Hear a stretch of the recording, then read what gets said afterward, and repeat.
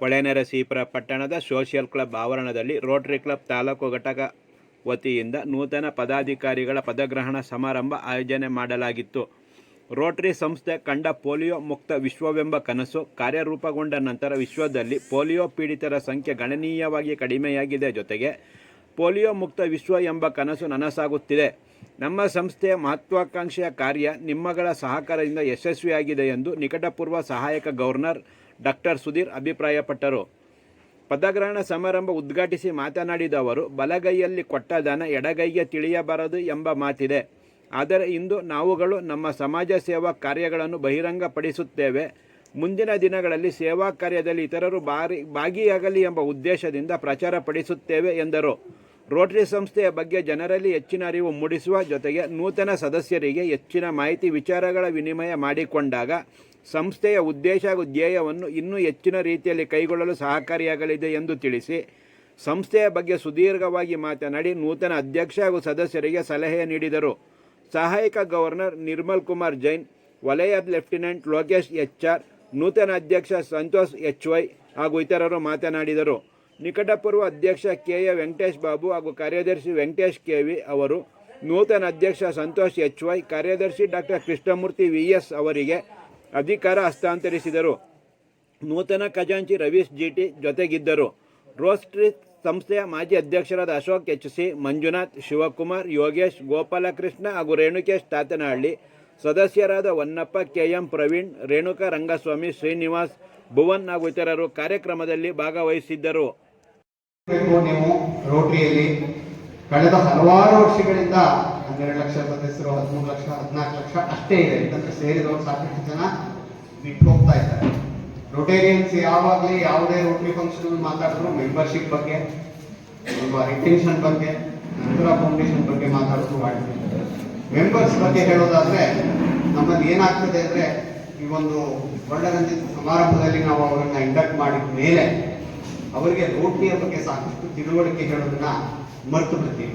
ಅವರು ಮೀಟಿಂಗ್ಗಳಿಗೆ ಬರ್ತಾ ಇಲ್ಲ ಅಂತ ನಾವೇ ಅನ್ಕೊಂಡ್ಬಿಡ್ತೀವಿ. ಅವ್ರ ಮೀಟಿಂಗ್ಗಳಿಗೆ ಯಾಕೆ ಬರ್ತಾ ಇಲ್ಲ, ಅವರು ಏನನ್ನ ನಿರೀಕ್ಷೆ ಇಟ್ಕೊಂಡಿದ್ರು, ನಮ್ಮ ಕ್ಲಬ್ಬಿಂದ ಅದನ್ನ ನಾವು ಈಡೇರಿಸ್ತಾ ಇದೀವ ಅಥವಾ ಅವ್ರದ್ದೇನಾದ್ರೂ ಆಶೋತ್ತರಗಳಿದೆಯಾ ಅಂತ ಹೇಳಿ ತಿಳ್ಕೊಳ್ಳೋದಿಕ್ಕೆ, ರೋಟರಿ ಬಗ್ಗೆ ಒಂದು ಓರಿಯೆಂಟೇಷನ್ ಕೊಡ್ಲಿಕ್ಕೆ ಪಕ್ಕದ ಝೋನ್, ಮೊದಲೆಲ್ಲ zone 9A zonal learning facilitator ಅಥವಾ ಟ್ರೈನರ್ ಆಗಿ ನಾನಿದ್ದೀನಿ.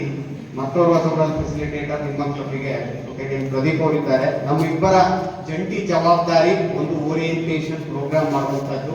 ಇಬ್ರು ಅಸಿಸ್ಟೆಂಟ್ ಗವರ್ನರ್ ನಾನು ಈಗಾಗಲೇ ಹೇಳಿದ್ದೇನೆ, ಕೇಳ್ಕೊಂಡಿದ್ದೇನೆ, ಜಂಟಿಯಾಗಿ ಒಂದು ಕಾರ್ಯಕ್ರಮವನ್ನು ಆಯೋಜನೆ ಮಾಡಿ ಹೊಸಬರು ಬನ್ನಿ, ಹಳಬರಿಗೆ ಯಾರಿಗೆ ಕೆಲವೊಂದು ರೋಟರಿ ಬಗ್ಗೆ ಕೆಲವೊಂದು ವಿಚಾರ ಗೊತ್ತಿಲ್ಲ, ಯಾವ್ದು ಗೊತ್ತಿದೆ ಅದನ್ನ ಎಲ್ಲರೂ ಸೇರಿ ವಿಚಾರ ವಿನಿಮಯ ಮಾಡ್ಕೊಳ್ಳೋಣ, ರೋಟರಿಯ ಬಗ್ಗೆ ತಿಳಿದುಕೊಳ್ಳೋಣ ಅಂತ ಹೇಳ್ತೀನಿ. ಮತ್ತೆ ಈ ವರ್ಷದ ಥೀಮ್ ಮ್ಯಾಜಿಕ್. ನಿಮ್ಗೆ ಆಶ್ಚರ್ಯ ಆಗ್ಬೋದು, ಇದ್ಯಾಕೆ ಮ್ಯಾಜಿಕ್ ಅಂತ ಇತ್ತು ಅಂತ. ಹಲವರು ಕೇಳಿರ್ಬೋದು, ನಮ್ಮ ಅಂತಾರಾಷ್ಟ್ರೀಯ ರೋಟರಿ ಅಧ್ಯಕ್ಷರು ಸ್ಟೆಫನಿ ರುಚಿಕ್ ಅವರು ಯಾವುದೋ ಒಂದು ಕಾರ್ಯಕ್ರಮಕ್ಕೆ ಹೋದಾಗ ವಾಟರ್ ಪ್ಯೂರಿಫೈಯರ್ನ ಯಾವುದೋ ಒಂದು ಗ್ರಾಂಟ್ ಮುಖಾಂತರ ಶಾಲೆಗೆ ಕೊಟ್ಟಿದ್ರಂತೆ. ಈ ಕಡೆಯಿಂದ ಕಲುಷಿತ ನೀರು ಬರ್ತಾ ಇತ್ತು, ಅದ್ರ ಒಳಗಡೆ ಹೋಗಿ ಸ್ವಚ್ಛ ನೀರು ಹೊರಗಡೆ ಬರ್ತಾ ಇತ್ತು. ಅದನ್ನ ಕಣ್ಣರಿಗಿಸ್ಕೊಂಡು ಒಂದಷ್ಟು ಹುಡುಗರು ನೋಡ್ತಾ ಇದ್ರು. ಸಡನ್ ಆಗಿ ಬಹುಶಃ ಪವರ್ ಆಫ್ ಆಯ್ತು, ನಿಂತು ಹೋಯ್ತು. ಅವಾಗ ಆ ಹುಡುಗ ಹೇಳಿದಂತೆ, madam can you please restart the magic. ಅವನಿಗೆ ಅದು ಚಮತ್ಕಾರದಂಗೆ ಒಂದು ವಿಸ್ಮಯದಂತೆ ತೋರ್ತು. ಒಂದು ಕಡೆ ಸ್ವಚ್ಛ ನೀರು ಹೋಗ್ತಾ ಇದೆ, ಆ ಮಷೀನಿಂದ ಒಳ್ಳೆಯ ನೀರು ಬರ್ತಾ ಇದೆ ಅಂತ. ಸೊ ಅವರಿಗೆ ಅದರಿಂದ ಪ್ರೇರಿತರಾಗಿ ನಮ್ಮ ರೋಟರಿ ಈ ರೀತಿಯ ಚಮತ್ಕಾರವನ್ನು ಮಾಡುತ್ತೆ ಅಂತ ಹೇಳಿ ಮ್ಯಾಜಿಕ್ ಆಫ್ ರೋಟರಿ ಅಂತ ಹೆಸರಿಟ್ಟು. ಸೊ ಅದು ಅವರ ಅನುಭವ. ನಾನು 20 ವರ್ಷದಿಂದ ರೋಟರಿಯನ್ನಾಗಿದ್ದೀನಿ. ಅದಕ್ಕೆ ಮುಂಚೆ ಮತ್ತೆ ಈಗ ನನಗೆ ಕೆಲವೊಂದು ಚಮತ್ಕಾರದ ಅನುಭವಗಳಾಗಿದೆ ರೋಟೇರಿಯನ್ ಆಗಿ. ನಾನು ಮೈಸೂರು ಮೆಡಿಕಲ್ ಕಾಲೇಜಿನಲ್ಲಿ ಓದ್ತಾ ಇರುವಾಗ, ಅಲ್ಲಿ ಇಂಟರ್ನ್ಶಿಪ್ ಮಾಡ್ತಾ ಇರುವಾಗ, ಅಲ್ಲಿ ಡಾಕ್ಟರ್ ಆಗಿ ಟ್ರೈನರ್ ಆಗಿ ಕೆಲಸ ಮಾಡ್ತಾ ಇರುವಾಗ, ನಂತರ ಪುಣೆಯಲ್ಲಿ ಸ್ನಾತಕೋತ್ತರ ಪದವಿಯನ್ನ ಪಡೆಯಲಿಕ್ಕೆ ಓದ್ತಾ ಇರುವಾಗ, ನಮ್ಮ ವಾರ್ಡ್ಗಳಲ್ಲಿ ನಮ್ಮ ಔಟ್ ಪೇಷಂಟ್ಗೆ ಪ್ರತಿದಿನ ಕೈಕಾಲು ಬಿದ್ದು ಹೋಗಿರುವಂತಹ ಪೋಲಿಯೋ ಪೀಡಿತ ಮಕ್ಕಳು ಬರ್ತಾ ಇದ್ರು. 5 ವರ್ಷ, 6 ವರ್ಷ, ಕೆಲವೊಮ್ಮೆ 4 ವರ್ಷ, 3 ವರ್ಷ. ನಮಗೆ ಏನೂ ಮಾಡ್ಲಿಕ್ಕೆ ಆಗ್ತಾ ಇರಲಿಲ್ಲ. ತುಂಬಾ ಸೀರಿಯಸ್ ಇರೋರು ಅಡ್ಮಿಟ್ ಮಾಡ್ತಿದ್ವಿ. ಅದಕ್ಕೊಂದು ಸ್ಪ್ಲಿಂಟ್ ತರ ಮಾಡಿ ಸ್ವಲ್ಪ ಫಿಸಿಯೋಥೆರಪಿ ಕೊಡೋದು ಬಿಟ್ಟರೆ ಯಾವುದೇ ಪೋಲಿಯೋ ಕಾಯಿಲೆಯನ್ನ ನಿಗ್ರಹಗೊಳಿಸುವಂತ ವಾಸಿ ಮಾಡುವಂತ ಔಷಧಿಗಳು ಅವತ್ತೂ ಇರಲಿಲ್ಲ, ಇವತ್ತು ಕೂಡ ಇಲ್ಲ. ಇದು ಸುಮಾರು ನಾನು ಹೇಳ್ತಾ ಇರೋದು 86ರಿಂದ 95ನೇ ಇಸ್ವಿ ನಾನು ವ್ಯಾಸಂಗ ಮಾಡ್ತಾ ಇರುವಾಗ. ನಾನು ಪೂನಾದಲ್ಲಿದ್ದಾಗ ಒಬ್ಬ ಬಲ್ಬಾರ್ ಪೋಲಿಯೋ ಅಥವಾ ಮಿದುಳಿಗೆ ಪೋಲಿಯೋ ಅಫೆಕ್ಟ್ ಆಗಿ ಮಂದಾರ್ ಅಂತ ಹುಡುಗ, ಬಹಳ ಮಂದಸ್ಮಿತ, ಬಹಳ ಅವನ ಮುಖ ಇವತ್ತು ನೆನಪಿದೆ ನನಗೆ. ಅವನು ಬಂದ, ಬಹಳ ಕಷ್ಟಪಟ್ಟು ಉಳಿಸಿದ್ವಿ. ಕೃತಕ ಉಸಿರಾಟದ ಮಷೀನಿಗೆ ಅವನ್ನ ಹಾಕಿದ್ವಿ, ಯಾಕಂದ್ರೆ ಉಸಿರಾಟದ ಕೇಂದ್ರ ಸತ್ತು ಹೋಗಿತ್ತು. ಪ್ರತಿ ವರ್ಷ 3.5 ಲಕ್ಷ ಮಕ್ಕಳು ಈ ರೀತಿ ಸಾಯ್ತಾ ಇದ್ರು ಪಲ್ಸ್ ಪೋಲಿಯೋ ಕಾರ್ಯಕ್ರಮ ಆರಂಭ ಆಗೋದಕ್ಕಿಂತ ಮುಂಚೆ. ಅವನ್ನ ನೀವು ಆಶ್ಚರ್ಯ ಆಗ್ಬೋದು, ನಾವೆಲ್ಲ ವೈದ್ಯರು ಪ್ರೊಫೆಸರ್ಗಳ ಸಹಕಾರದೊಂದಿಗೆ 1 ವರ್ಷ ಮಂದಾರ್ ಅನ್ನೋ ಹುಡುಗನ್ನ ನಾವು ಜೀವಂತವಾಗಿಟ್ಟಿದ್ವಿ ಕೃತಕ ಉಸಿರಾಟದ ಮೇಲೆ. ಅವನಿಗೆ ಟ್ರೇಕಿಯಾಸ್ಟಮಿ ಅಂತ ಹೇಳ್ತೀವಿ, ಇಲ್ಲಿ ಒಂದು ತೂತ ಮಾಡಿ ಅಲ್ಲಿಂದ ಟ್ಯೂಬ್ ಹಾಕಿ ಕೃತಕ ಉಸಿರಾಟವನ್ನು ನೀಡ್ತಾ ಇದ್ವಿ. ಹಲವಾರು ಬಾರಿ ಅವನು ರೋಗ ಉಲ್ಬಣಗೊಂಡು ನ್ಯೂಮೋನಿಯಾ ಆಗಿ ತೊಂದರೆಯಾಗಿ, ಅವಾಗ ಇಷ್ಟು ಒಳ್ಳೆಯ ಐಸಿಯುಗಳು ಇರಲಿಲ್ಲ.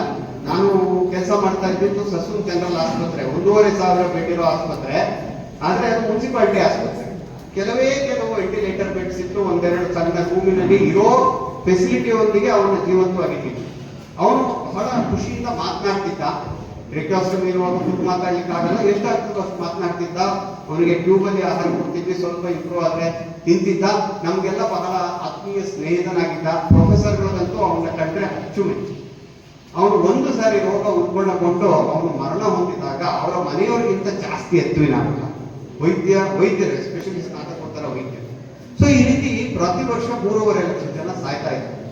95ರಲ್ಲಿ ನಾನಿಲ್ಲಿ ವೃತ್ತಿ ಆರಂಭ ಮಾಡಿದ ವರ್ಷ ಪಲ್ಸ್ ಪೋಲಿಯೋ ಆರಂಭ ಆಯಿತು. ಕೇವಲ 20 ವರ್ಷಗಳ ನಂತರ 2013-15ರಲ್ಲಿ ನೀವು ಅದೇ ಆಸ್ಪತ್ರೆ ವಾರ್ಡ್ಗಳಿಗೆ ಹೋದ್ರೆ ಒಂದೇ ಒಂದು ಪೋಲಿಯೋ ಪ್ರಕರಣ ಬರ್ತಾ ಇದೆ. ನಾವೀಗ ರಸ್ತೆಗಳಲ್ಲಿ 4 ಕೈಕಾಲುಗಳ ಮೇಲೆ ಓಡಾಡ್ಕೊಂಡು ಭಿಕ್ಷೆ ಬಿಡೋ ಮಕ್ಕಳನ್ನು ನಾವು ನೋಡ್ತಾ ಇಲ್ಲ. 20 ವರ್ಷ ಆಗಿರ್ಬೋದು, ಆದ್ರೆ ಇದು ಒಂದು ಚಮತ್ಕಾರ ಅಲ್ವಾ? ಇದು ಮ್ಯಾಜಿಕ್. ಆದ್ರೆ ಮ್ಯಾಜಿಕ್ ಅಂತ ಹೇಳಿದ್ರೆ ಮ್ಯಾಜಿಕ್ ಪಾಯಿಂಟ್ ಹೀಗೆ ಮಾಡಿದ್ರೆ ಒಂದೇ ಎಲ್ಲ ಚಮತ್ಕಾರ ಆಯ್ತಾ? ಇಷ್ಟೆಲ್ಲ ಶ್ರಮ ಇದೆ. ಪೋಲಿಯೋ ಮುಕ್ತ ವಿಶ್ವ ಅನ್ನೋದು ರೋಟರಿ ಕಂಡ ಕನಸಿನ ಕೂಸು. ರೋಟರಿ ಕನಸು ಬಂದು ಫಿಲಿಪೀನ್ಸ್ ನಲ್ಲಿ ಸುಮ್ಮನೆ ಹೋಗ್ಲಿಲ್ಲ. ಫಿಲಿಪೀನ್ಸ್ ನಲ್ಲಿ 1985 ಪೈಲಟ್ಸ್